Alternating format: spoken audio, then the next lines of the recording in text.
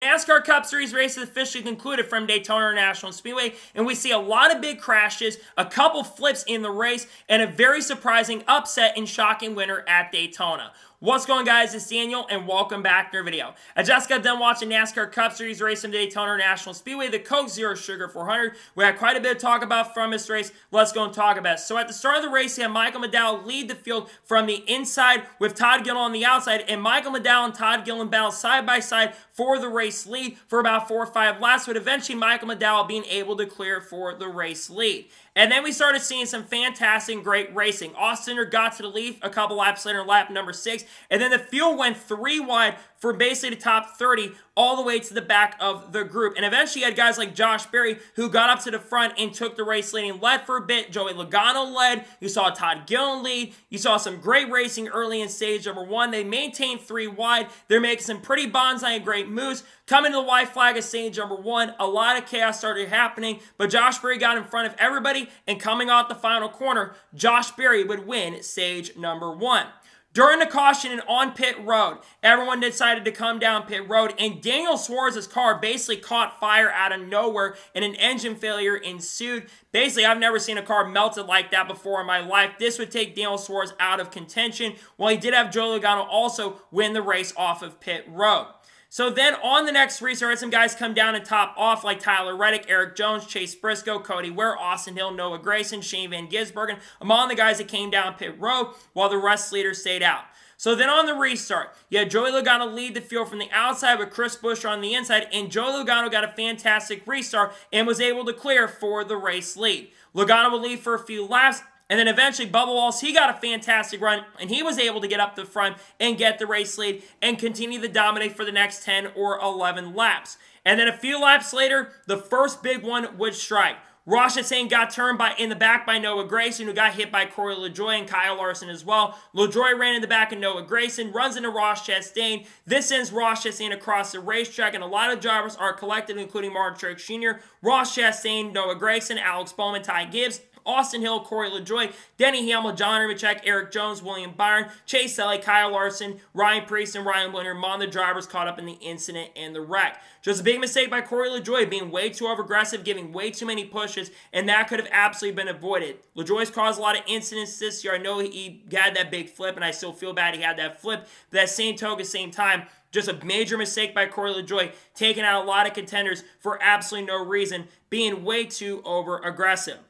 So after the big wreck on the restart, you had Chris Buescher lead the field from the outside with Keselowski on the inside, and Joey Logano gave a massive shove to Chris Buescher and was able to clear for the race lead. Chris Buescher would lead for a few laps, and then a few laps later on lap number 73, Bubba Wallace able to get a great run, and he was able to take the race lead, and then a few laps later, Joey Logano, he got the lead. And we almost had a wreck between Austin and Kyle Larson going down the back straightaway, but luckily both drivers didn't end up wrecking, and they were still able to continue going.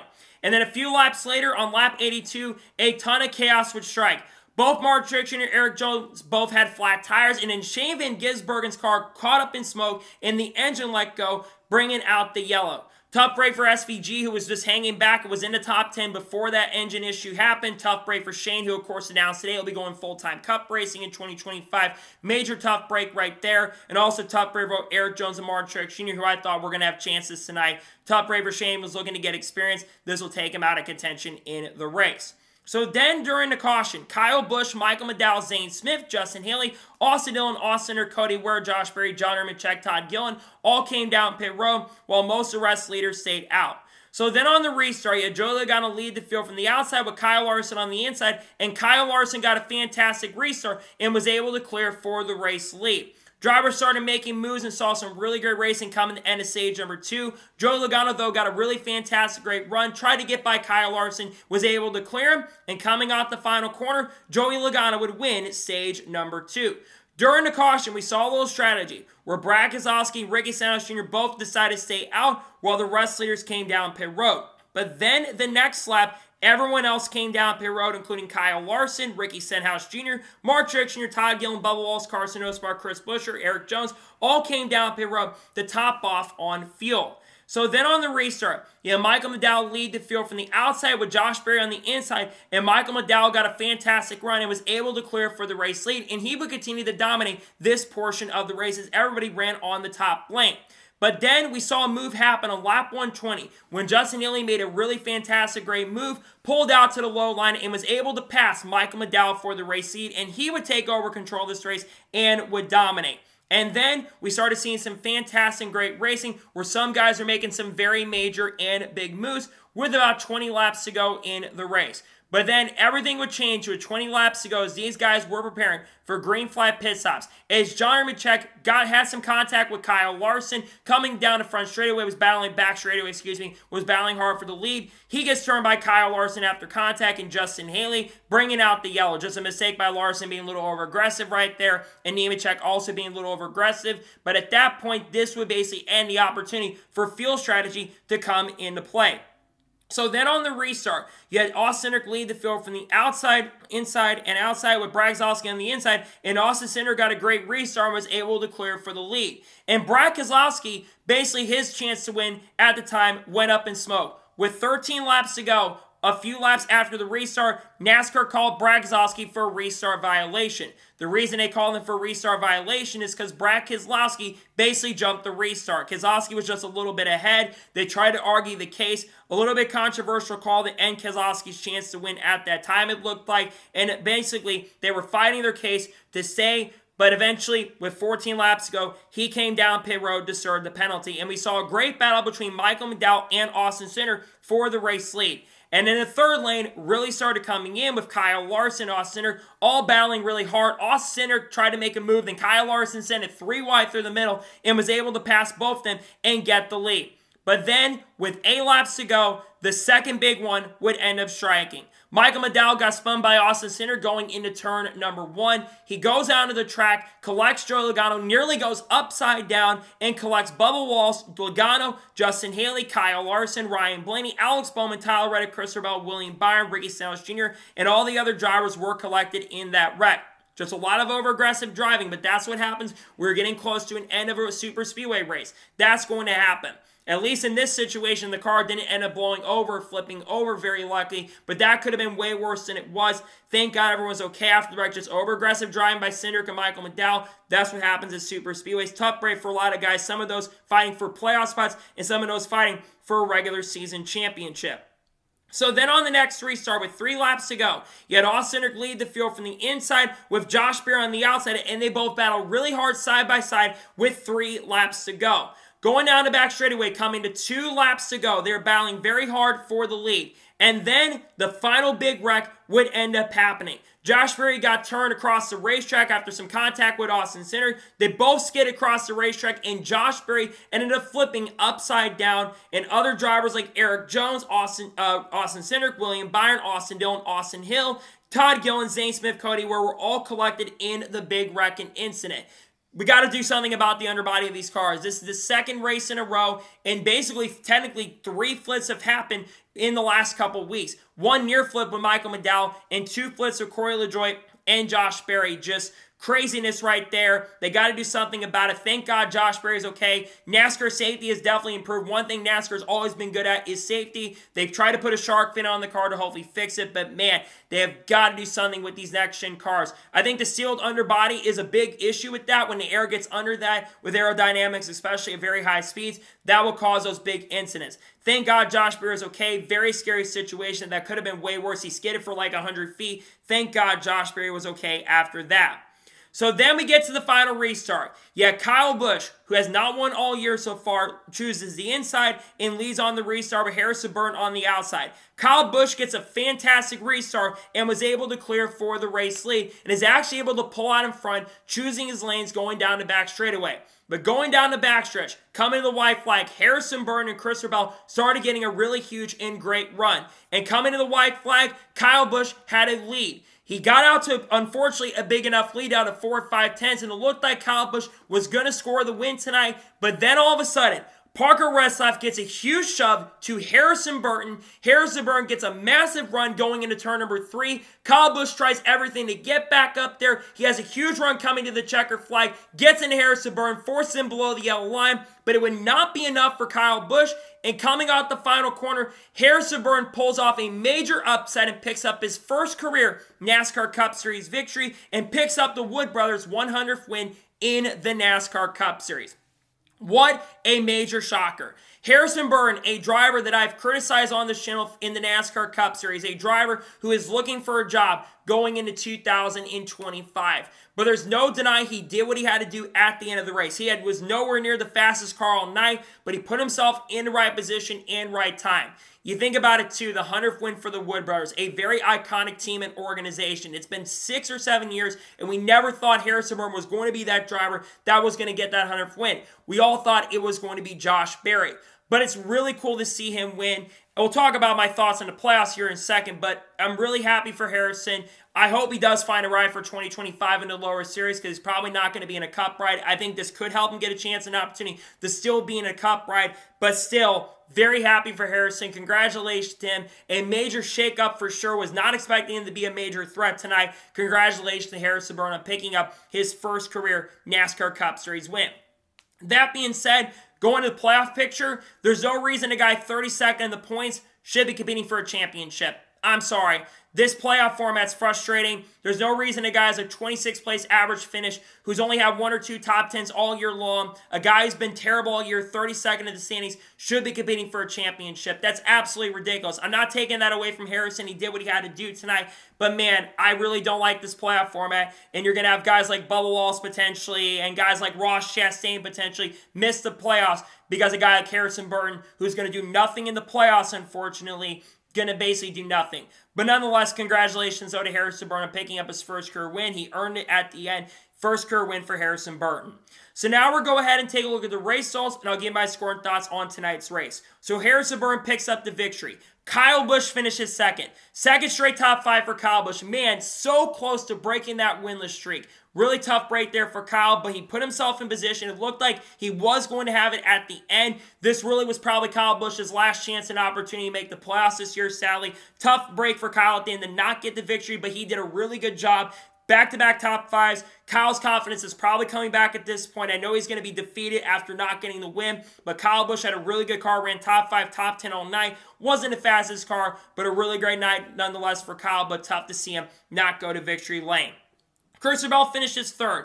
Bell survives some of the carnage, got involved in a couple big wrecks, and recovers to get a top 5. A really good turnaround for this 20 team. They've been very inconsistent as of late and recently, so good to see Christopher Bell get a solid top 5 finish in third place. Cody Ware finishes fourth. I think this is his first top 5 finish since the 2022 Daytona race, and he did it without the rain issue coming up. So good to see Cody Ware get a top 5. I've never been a big fan of the dude, but he gets his first top 5 of the year, so decent run for him, all things considered. Ty Gibbs finished 5th. Quiet night for him. Got involved in a couple incidents and wrecks and survived the carnage at the end and gets a very solid top 5 finish in 5th. Great night for Ty Gibbs. Bubba Wallace finishes 6th. All for nothing. He had a car capable of winning this race tonight, led a ton of laps. It looked like he was going to have a chance to go up there and win the race. Did not get it done, but he does get another top 10. This is now his 11th top 10 of the year. He has now reached the most top 10s he's ever had in a season. Has now led about 80 or 90 laps in his season so far. Still a good night for Bubba, but unfortunately will not probably make the playoffs unless he gets the win at Darlington. Parker Retzlaff finishes 7th. Only in his second start, gets a top 10 with Beer Motorsports. Good night for Parker Retzlaff. Wasn't really a major threat till the end, but good night for him. He finishes in 7th. Brad Keselowski finishes 8th. Recovers from that issue, the restart violation. Actually, that restart violation really benefited Brad because he was able to survive the big carnage and wreck. Great night for Brad. He had one of the fastest cars. I thought he was going to have a chance to win. Still a good night for him. He finishes 8th. Dale Hammer gets a top 10 in 9th place. Solid night for him. Chris Buescher, I thought was going to be a major threat for the win. Was good up front, but unfortunately got caught up in a couple incidents. He still recovers to finish in 10th. Carson Osbar finished 11th. Solid night for him. Ross Chastain was involved in a couple wrecks tonight. He still gets top 15 and 12th. Decent night for him, all things considered, but he's probably not going to make the playoffs at this point, unfortunately. Zane Smith gets another top 15 and 13th place. We know he will not be back with Trackhouse next year. He's probably going to front row. Not a bad night for him. Chase Briscoe finishes 14th. John Nemechek finishes in 15th. Alex Bowman finishes 16th. Got caught up in a couple wrecks. Eric Jones finished 17th. Austin Cindric finished 18th after crashing. BJ McCloud gets a top 2019 place. Decent night for him. And Joey Gates gets a top 20 with NY Racing. The first time that team has ever gotten a top 20. Hey, just survive all the cars and don't get caught up in stuff and just hang back and you'll get a good finish. Decent night for Joey Gates in 20th. Kyle Larson finished 21st. Larson had a really good car tonight. He was one of the strongest cars in the field. Probably the best Chevrolet outside of Kyle Busch tonight. I really think he could have had a shot at winning had it not been for the wreck. He ran top 5, top 10 most in the evening, but got caught up in the wreck at the end. He still at least gets the top 20, and I think he will close in on the regular season a little bit. He finished 21st. Austin Dillon finished 22nd. Todd Gillen, who had a really good car early, he finished 23rd. Mark Truex Jr. finishes 24th. Austin Hill finishes 25th. Josh Berry, who I think had one of the strongest cars in the field tonight as well, he sadly finished 26th after getting caught up in a big wreck and flipping upside down. Thank God Berry was okay. I really think he had a shot at winning the race tonight. Led a ton of laps. He finished 26th. William Byron finished 27th after crashing out. Tyler Reddick finished 28th after crashing out. Ryan Blaney finished 29th. Michael McDowell had a really good car, nearly flipped upside down. He finished 30th. Joey Logano finished 31st. I think Logano probably had overall the fastest car in this race. He led the most laps tonight. Unfortunately, had nothing to show for. Did at least get a stage win, so that helps a little bit. But man, a guy who's been really good on the super speedways all year and has not been able to get the finishes, he finished 31st. Justin Haley finished 32nd. He was really good tonight too. Led a ton of laps, but got involved in the second to last big one. Ricky Stenhouse Jr. finished 33rd. Corey LaJoie finished 34th. He almost LePage the field, by the way, if you didn't notice. That was really, really stupid on LaJoie's part. He finished 34th. Shane Van Gisbergen finished 35th. Like I mentioned earlier, he will be going full-time in the Cup Series next year with the number 88 car. He's just out there to learn and get experience. I think had it not been for the engine failure, I think he could have legit got a top 10 or top 15 because he's been avoiding wrecks really well. Tough break for him at the end. He finished 35th. Chase Elliott finished 36th. He had not had a DNF all year so far. His worst finish coming in tonight was 21st, and I think could have gotten a great finish tonight. Unfortunately, that comes to an end with a 36th place finish. Noah Gragson finished 37th. Denny Hamlin finished 38th after crashing out. Ryan Preece finished 39th, and finishing last in 40th is Daniel Suarez. So now we'll go ahead and talk about the race as a whole. I'll give my score thoughts on tonight's race. Honestly, the racing tonight was really, really good when they weren't wrecking.